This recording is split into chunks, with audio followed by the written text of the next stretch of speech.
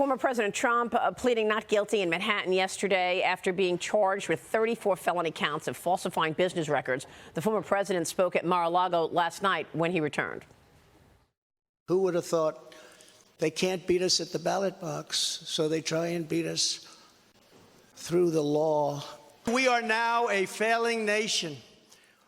We are a nation in decline. And now these radical left lunatics want to interfere with our elections by using law enforcement. With a very dark cloud over our beloved country, I have no doubt, nevertheless, that we will make America great again. Meanwhile, House Speaker Kevin McCarthy tweeted his reaction. He writes this: Alvin Bragg is attempting to interfere in our democratic process by invoking federal law to bring politicized charges against President Trump, admitting using federal money while at the same time arguing that the people's representatives in Congress lack jurisdiction to investigate this farce. Bragg's weaponization of the federal justice process will be held accountable by Congress. Joining me now is Texas Congressman, member of the House Oversight and Armed Services Committees, and an Air Force veteran himself, Pat Fallon. Congressman, it's good to see you. Thanks very much. I want to continue on this Kevin McCarthy tweet. What can Congress do at this point? Well, Maria, we can look and see how much money the federal government is giving Alvin Bragg's office, and we can certainly pull that. We can also ask him to, subpoena him and to have him testify in front of the Oversight and/or the Judiciary Committees to discuss this absolute farce. Because we know a few things. What do we know? Number one, President Trump has already been the most investigated American in our history. Two, that in 2019, federal prosecutors looked at this case and found nothing. In 2021, the FEC looked at this case and found nothing. And ironically, Alvin Bragg himself in 2022 looked at this case and suspended the investigation because he found nothing. So is he cracking down on white-collar crime, as he says? Yeah. Or is he fulfilling a campaign promise to get Trump? Are you planning to hold back money to the DOJ, the FBI? I mean, you're going to use the appropriations process to try to put some order here. We all see it the way it is obviously political persecution here. Well, yeah, because wouldn't Alvin Bragg be bringing these charges if Donald Trump wasn't a political figure running for president of the United States and seeking the Republican nomination? Of course not. So we should do that. We're under divided government, so the power that really we have is House majority in the Republicans in the majority in the House we have the power of the purse, and that's the one really tool that we have in our toolbox right now. I want to get your take on really what has been an ineptitude at the border. Texas Department of Safety and Border Patrol agents discovered more than 140 illegal migrants at two separate stash houses near El Paso, Texas, Congressman. So what we see there are these stash houses in Texas. Can you explain what these stash houses are and what's going on at the border right now? Yeah, Maria, what's shocking is that when you go to the Rio Grande and visit the border, all of the homes that are on the Mexican side of the Rio Grande, every one of them is owned by the drug cartel. Wow. Normal Mexican citizens used to own them, but Mexican cartels own them all. So they stash drugs, narcotics, and also folks, because they make money on both. They charge about $3,000 to $4,000 a person who want to cross the border illegally. And if you don't get a bracelet from the cartel, you could be murdered, or you could be forced to mule drugs across the border.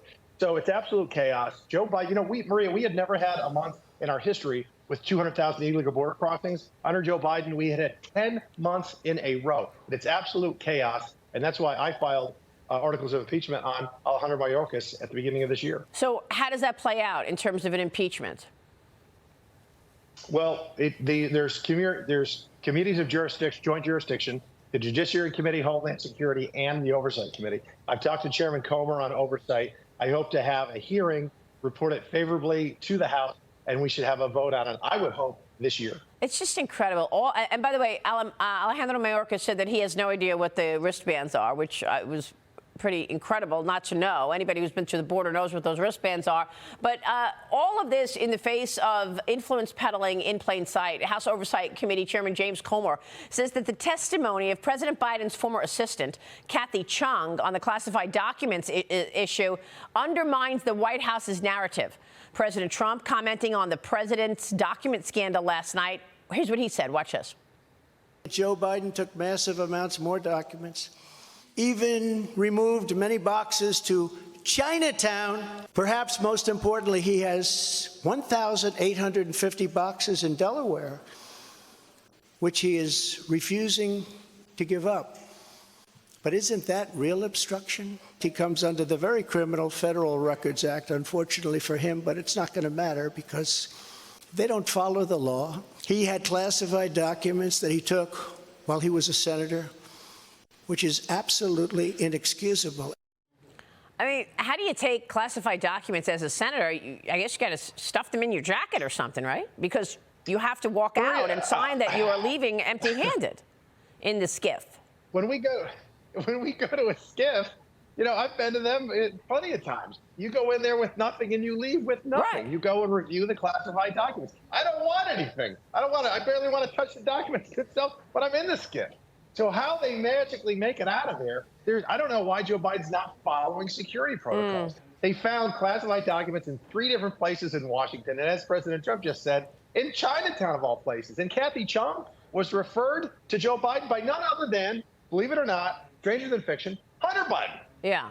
Well, I mean, that's why I mentioned earlier the bank records, because when Comer, chairman of your committee, came out and said, we have these bank records, it indicates $3 million wire went to Rob Walker from Chinese officials. And the next day, he distributes more than $1 million of it to Biden family members. It was the next day that the leak that Trump was going to get indicted started, getting all the oxygen in the room, taking the oxygen out of the room. No one's focused on the bank records. That obviously was by design.